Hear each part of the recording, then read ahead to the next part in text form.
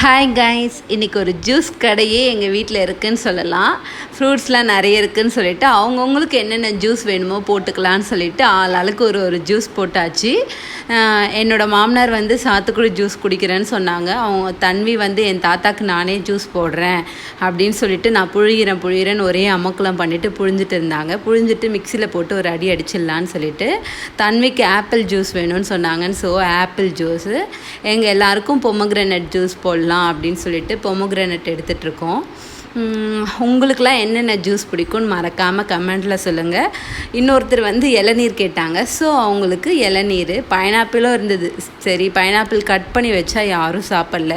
சரி, ஜூஸ் போட்டால் செலவாயிடுன்னு சொல்லிவிட்டு ஜூஸ் போட்டுட்டோம். சூப்பராக இருந்தது பைனாப்பிள் ஜூஸ். சாத்துக்குடி, பொமக்ரனட், இளநீ, பைனாப்பிள், ஆப்பிள் எல்லா ஜூஸும் இருக்குது. வாங்க குடிக்கலாம். மகிழ்ச்சி. Bye guys.